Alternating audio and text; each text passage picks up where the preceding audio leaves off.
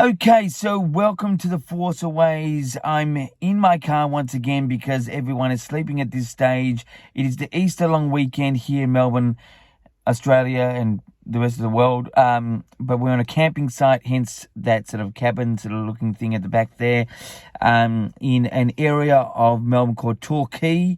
It's just a very surfing area. It's right near Bells Beach. That's a icon of the world in surfing, and there's a competition here this weekend at Bells, but don't worry about all this. We're still in vacation or holiday mode, as us Australians say. But anyway, let's get into this Star Wars news. And obviously, Star Wars Celebration is underway. First day is gone, and now we're going to be heading into day two. So what I would say is that I thought the Ahsoka trailer should have been dropped in the second day, the day two event, which is the Ahsoka event. Maybe they're going to reveal something else about this, or another trailer, or something. I don't know. I don't know what they can elaborate on besides some, intricate information. But regards to the actual Ahsoka trailer, it was an amazing trailer, very good. I've watched it a couple of times. I thought it was really, even though it's that sort of old sort of school Star Wars prequel sort of look, it still had a lot of greatness to it. And not to say prequels are bad, because I am a lover of all Star Wars, and I think all of it sort of ties in together.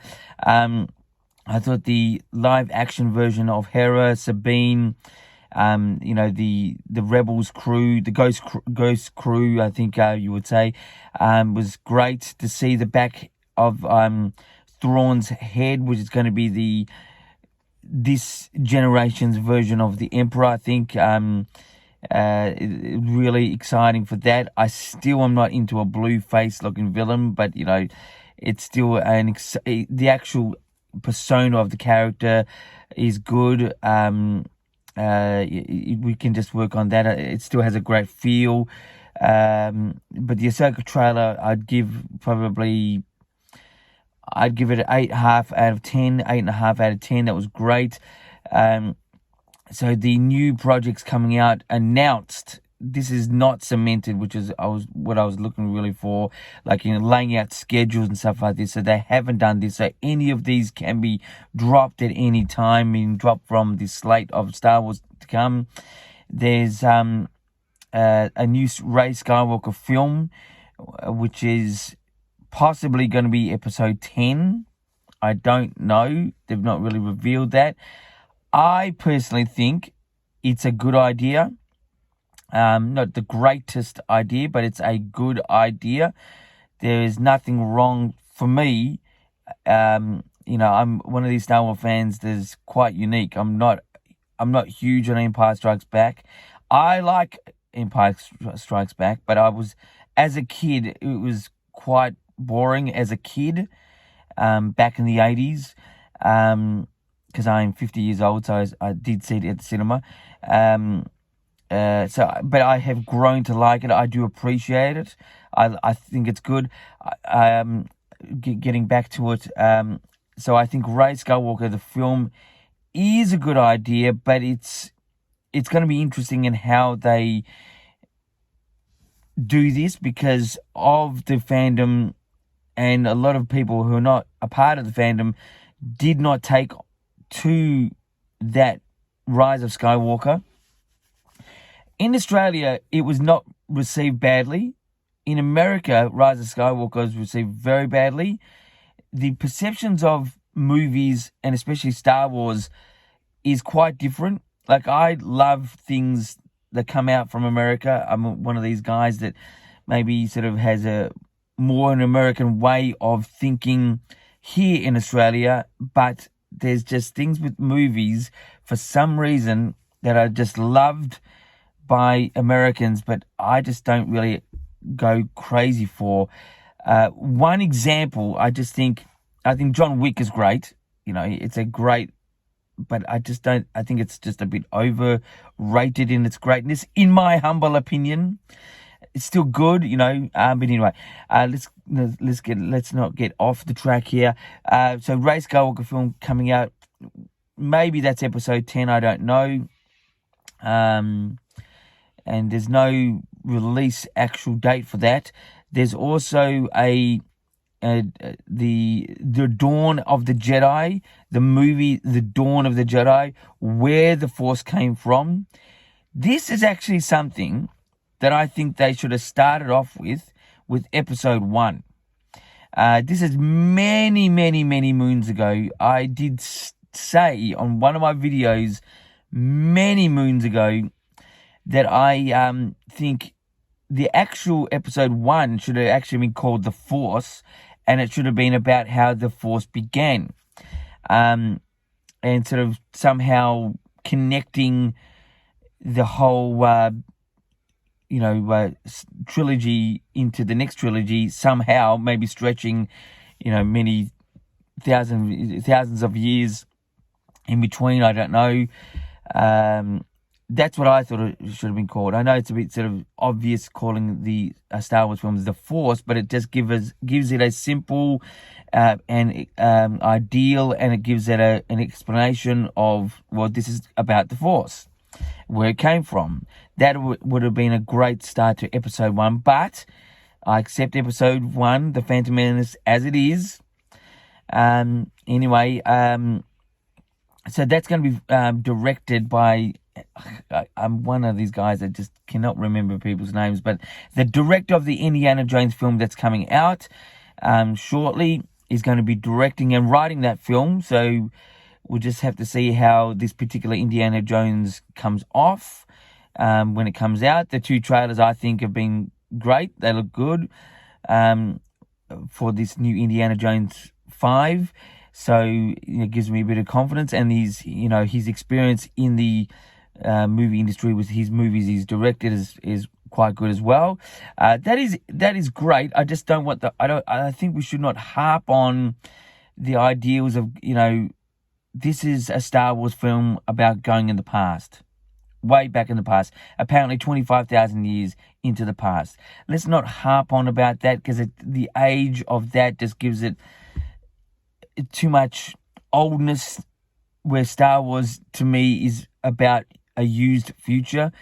That sort of feel, as George Lucas sort of has stated many times, especially in his look of design, just sets and whatever else you want to say.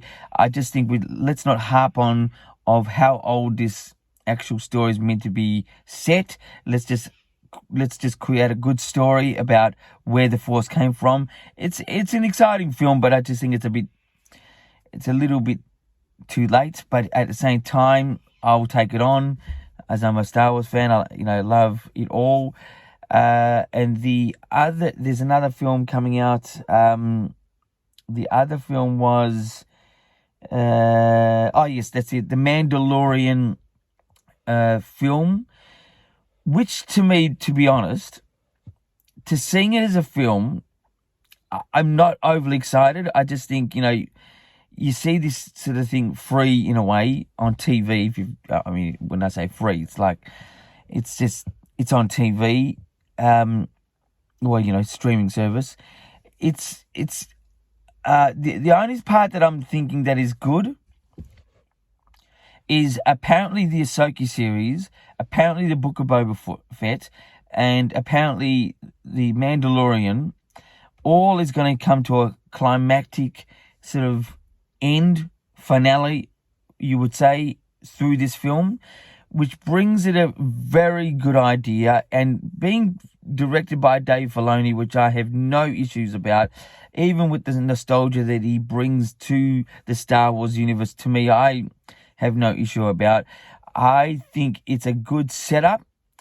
I think the only way this film is going to be successful in its ability and maybe financial sort of way is if it is actually a really solid film.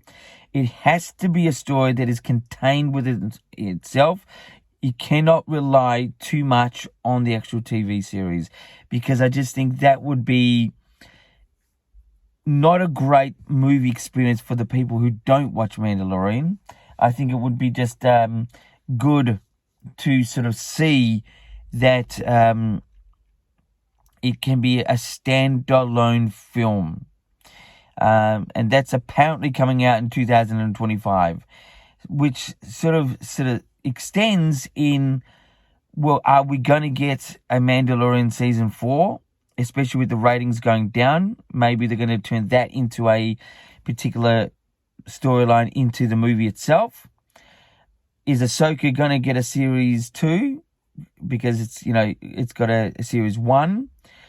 And Book of Boba Fett, what's going to happen to that? Is there going to be a second series to that? So I don't know what's going to happen with all of those.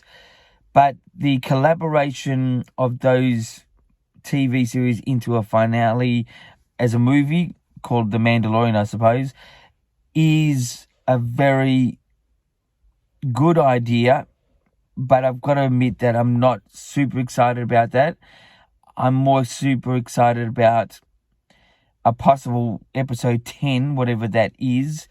I'm more super excited for the Dawn of the Jedi.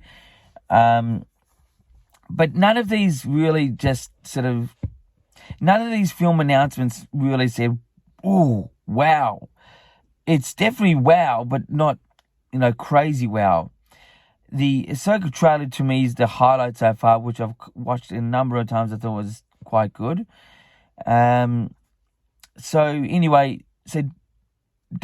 and also I noticed in a lot of the interviews on stage was the Acolyte. Now, I've actually seen a little bit of behind the scenes footage. When I say behind the scenes, footage that people are not meant to be seeing. It was just on there. I sort of checked it out. It's not the feel of what the Acolyte I had. I just thought it was going to be very gothic, very, very, very dark. It seemed to be sort of like, very sort of a more serious kid-like manner sort of trailer that I saw. If it's the actual trailer, if it's, it looked pretty legit. But there was a lot of, people coming on about the Acolyte. So I think they're really pushing ahead with that. I think there's something about that they have confidence with. I think it's still a good idea, but it just looked a little bit too familiar. More prequels sort of look. So look, day one of the news so far has been just good, not super great. But one thing is absolutely for sure, nothing is cement. And this is I think an area of Star Wars management through which is, Lucasfilm, that is not there. So it's not cement, meaning it's not concrete. Nothing is set in stone yet. We just can go along with the ride to see how things go. Even with the great announcement of the Dawn of the Jedi through the director, which I keep forgetting his name, for the new Indiana Jones film, if it doesn't, perform well with audience ratings and even box office, what's going to happen to that film? So I think we should just wait to after, say, 2 months after Indiana Jones to see if that's really going to come to fruition. So far, day one of celebration is good. The actual Star Wars Celebration numbers, from what I can tell, watching it on YouTube here in Australia, phenomenal. It just looks like there's just many more people than the ones that I've been to in America, even though the American ones were very, very busy, packed. And yes, I think I was right. Again, I saw a bit of a preview with the Star Wars Celebration shop. Just sort of overrated shop, I think. Just don't waste your time waiting in line for hours on end to get in that shop, because you will. Go into the shopping mall area. That's great. So the only thing I thought with Celebration, I don't know why Miss DeGoots was not there. Maybe she missed her plane, or maybe she was not meant to be there. She's one of the co-hosts for the Star Wars show, or back in the day especially. Miss or Mrs. De Goots. It was not there. That's interesting. But that's my sort of take on Star Wars Celebration Day 1. That's the news. Anyway, until the next time, my friends, maybe from this site, maybe not, where I'm on vacation or holidays, as we say in Australia, in Torquay. From here, from me to you, keep rocking.